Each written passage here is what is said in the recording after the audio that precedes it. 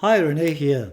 In this episode, I would like to continue my report about room acoustic improvements, which I tried and which turned out to be successful enough to be shown to others.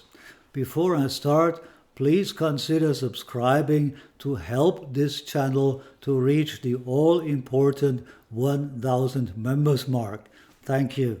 Each and every hi-fi listener is eager to reduce the room reverb in order to improve the clarity of the music he listens to. So far, I have refrained from making a video about this subject because there are tons of other productions by amateurs and professionals. But I thought it might be more interesting for others when I confessed my own mistakes and showed how I tried my own way.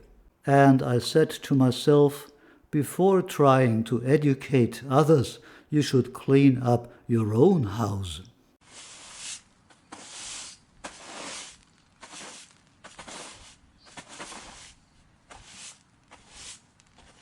The more I upgraded my gear step by step, the more I realized that it was stupid to give away a part of their potential.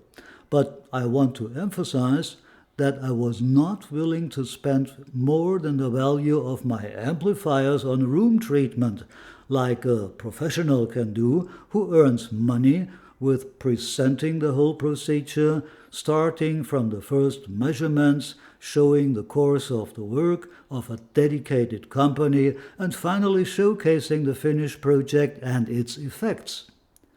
My room modification had to be affordable and should be of such a nature that I could contribute some DIY work to keep the costs low. Before I began, I removed obvious weak spots in order to create an improved starting point. In my room, I found the following critical elements. Any pieces of closed furniture. Even an experienced reviewer like John Darko once made the mistake to put a sideboard between his speakers and soon after had to correct his mistake. I even go one step further than he did and say that cabinets, low boards, etc., with their vibrating doors and rear panels work like passive membranes and amplify unwanted vibrations in the mid and low range. This storage cupboard for CDs and hi-fi tools was therefore the first thing I banned from my listening room. My loudspeakers were standing too close to the side walls and the rear wall because of the extreme width of my two racks. I replaced them with a single one as I showed in my previous video and was very pleased with the result. Of course, I know that the TV screen is another catch, but when I remove everything that is part of my media enjoyment and entertainment lifestyle, I will end up in the atmosphere of a sterile and sober recording studio, and this is not something desirable for me.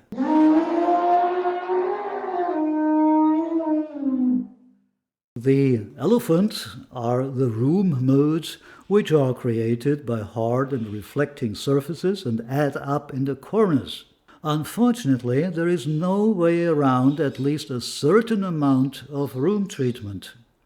If your approach is too stingy and wary, and you think a single 2 centimeters thick dimpled foam piece hung on the wall like a modern painting will do the job, all you get is a nice placebo effect and you go nuts.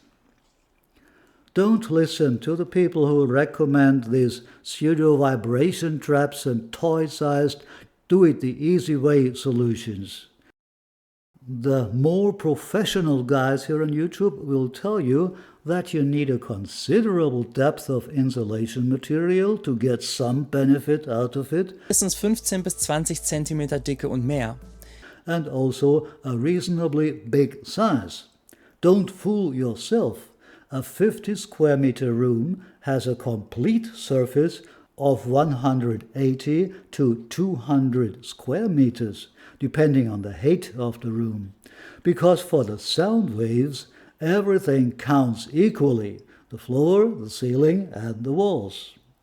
To be on the safe side, I bought 2.50 meter slats instead of toothpicks and ordered foam rubber rolls with a thickness of 8 centimeters, which would result in 16 centimeters in 2 layers. I almost fainted when they were delivered. I had expected them to be more manageable. On the spot, I understood that this project was going to exceed my one-man work capacity and hired a carpenter who had helpers to handle the large pieces more easily, but at least I cut the rolls into handy rubber plates myself. My dear wife stitched the casings for the 7 rubber blocks. They had to fit as tightly as possible, so only sliding them over the blocks inch by inch was kind of a Sisyphean task.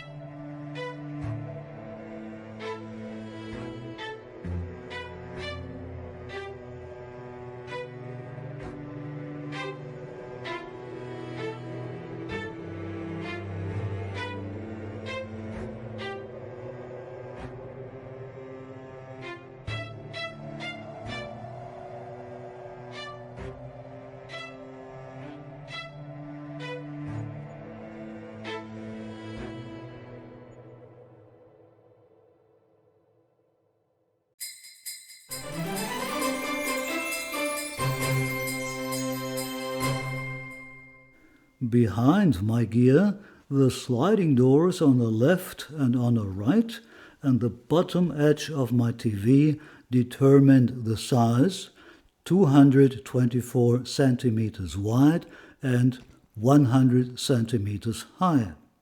The first 8 centimeter layers of foam were glued to the rear walls. The second layer in the fabric covers was forced into the framework.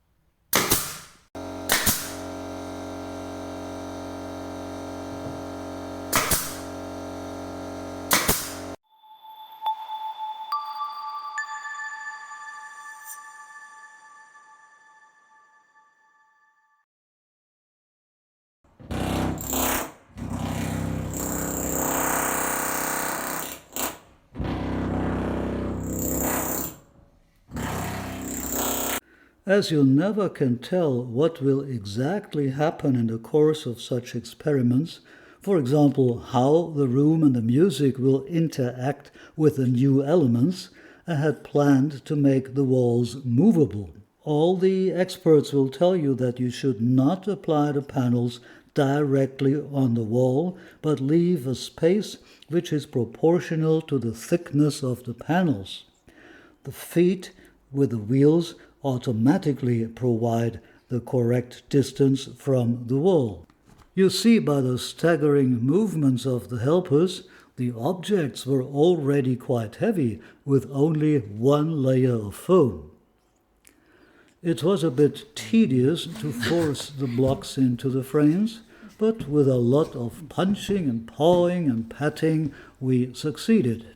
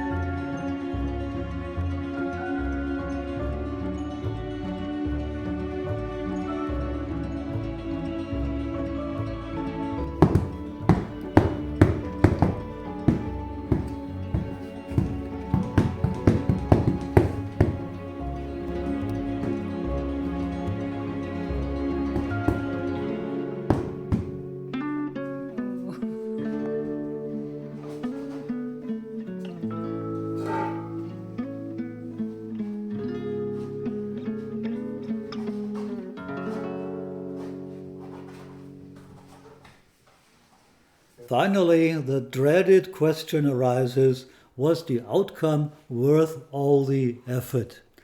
I'm trying to present the result as transparent as possible. Before I started the experiment, I recorded my hand clapping in the untreated room and later with the absorbers in place. You will hear the two opposed claps 3 times.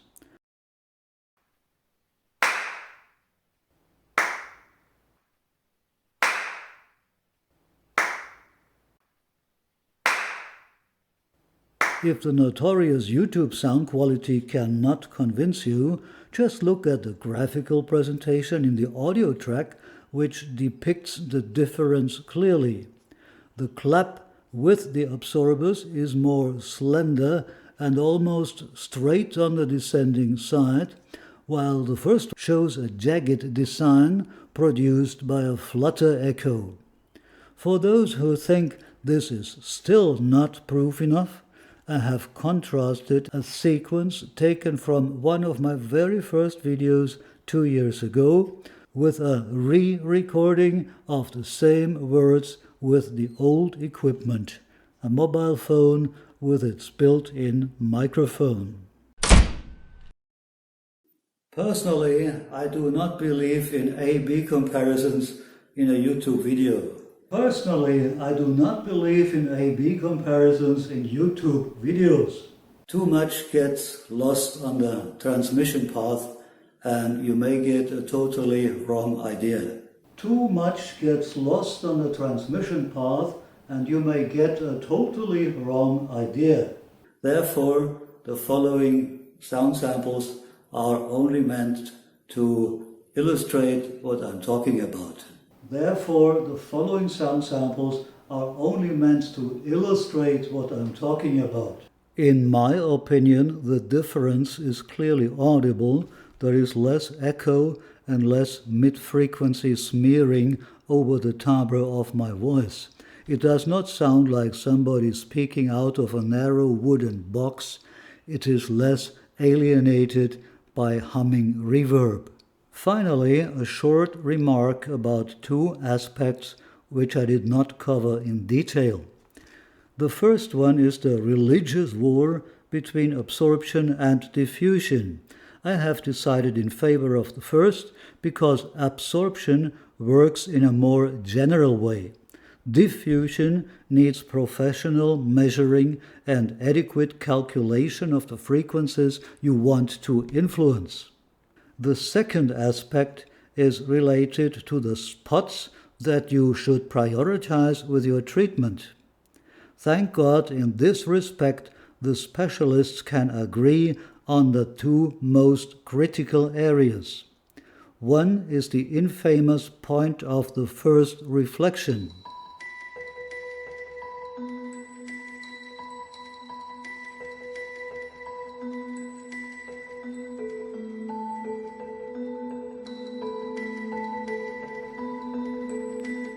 The other one are the corners. Thanks to the wheels on my panels, I was able to check out both placements and I could achieve appreciable results in each of them. For the time being, I'm content with my first success, but I know more efforts would bring further improvement. But please have mercy on me. Sometimes I would love to listen to my music without any secondary motives. Cheers.